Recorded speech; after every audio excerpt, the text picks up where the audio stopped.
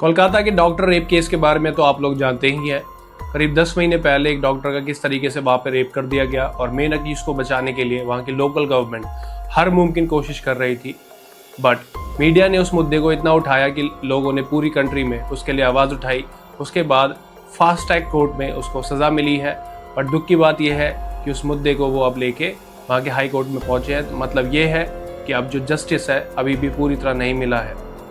अभी 25 जून को जो हुआ है वो है एक लॉ स्टूडेंट का रेप जो सिर्फ और सिर्फ 24 साल की थी। उसके अगर बयान की बात मैं करूं तो उसके हिसाब से 25 जून के दोपहर के आसपास वो अपने कॉलेज जाती है एग्ज़ाम फीस एग्ज़ाम फॉर्म वगैरह फिलअप करने, और उसके बाद वो स्टूडेंट यूनियन के ऑफिस में कुछ देर बैठ जाती है, जैसे कि काफ़ी सारे स्टूडेंट्स भी बैठ जाते थे वहाँ पे, उसका ऐसा कहना था। तो उसी बीच वहाँ पे मोनोजीत मिश्रा नाम का एक लड़का आता है जो ऑलरेडी वहाँ का पास आउट स्टूडेंट है, जिसकी उम्र 31 साल की थी और वो वहाँ पे फॉर्मर स्टूडेंट लीडर भी रह चुका है, टीएमसी से काफ़ी ज़्यादा कनेक्टेड है।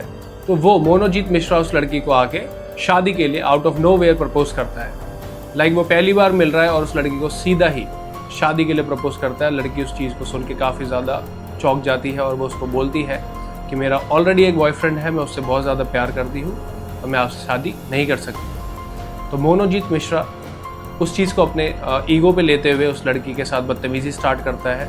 अब खुद को उसके ऊपर फोर्स करना स्टार्ट कर देता है। और उसके साथ मौजूद थे करंटली वहाँ पे पढ़ते हुए दो स्टूडेंट्स, जिनका नाम है जैब अहमद और प्रणीत मुखर्जी। और इसके बाद वो दो स्टूडेंट्स जो वहाँ पे ऑलरेडी अभी पढ़ रहे हैं, वो उस लड़की को खींचते हुए कैंपस के सिक्योरिटी गार्ड रूम में ले जाते हैं। इस बीच लड़की को एंजाइटी अटैक आता है और उसकी सांसें वगैरह फूलने लग जाती है, वो घबरा जाती है। तो वो लड़की उन दरिंदों से मदद मांगती है कि मैं सांस लेने में थोड़ी सी प्रॉब्लम हो रही है, मुझे हॉस्पिटल लेके चलो। बट वो दरिंदे कहाँ किसी की सुनने वाले थे। उनके दिमाग में जो गंदगी भरी हुई थी, बस वो उसको अंजाम देने की कोशिश में थे।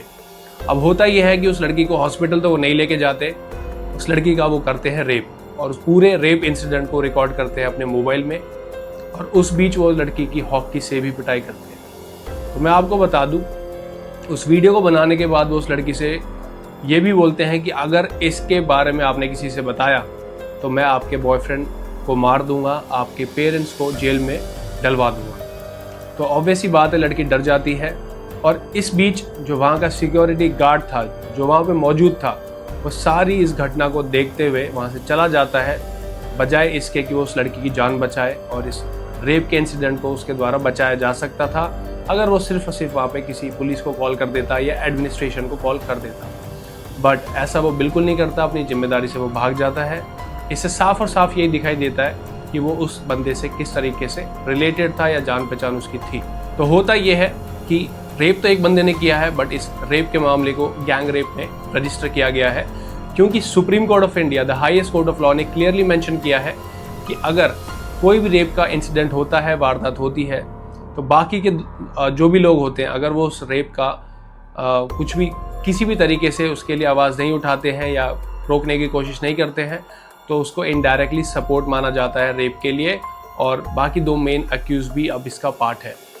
इन तीनों लोगों को अरेस्ट करने के बाद वहाँ की पुलिस डिपार्टमेंट ने सिक्योरिटी गार्ड को भी अरेस्ट किया है अभी सैटरडे को, और उन चारों लोगों को ट्यूसडे तक की जुडिशियल कस्टडी में भेजा है।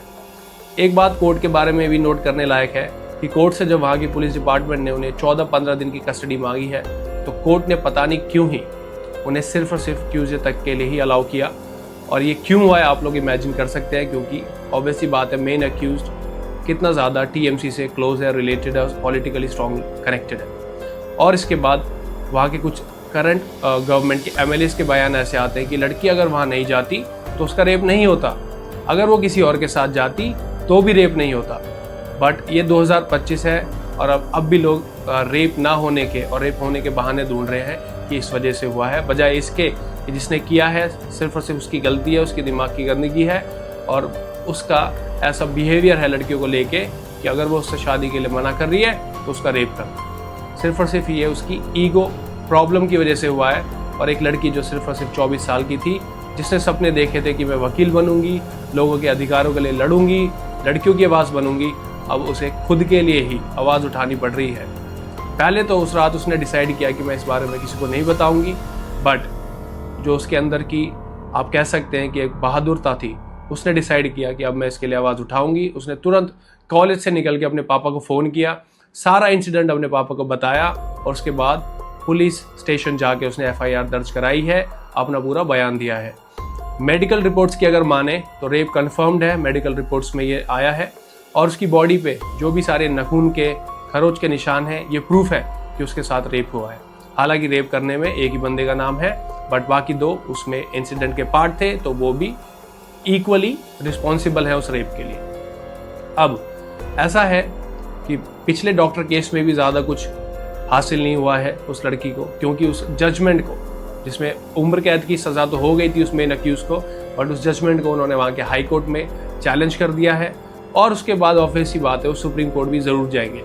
और इस केस में क्या होने वाला है आप लोग इमेजिन कर सकते हैं, क्योंकि TMC से वो लड़का इतना ज़्यादा कनेक्टेड है कि जिसको 14-15 दिन की हिरासत में भेजा जाना चाहिए था, उन्होंने नहीं भेजा है।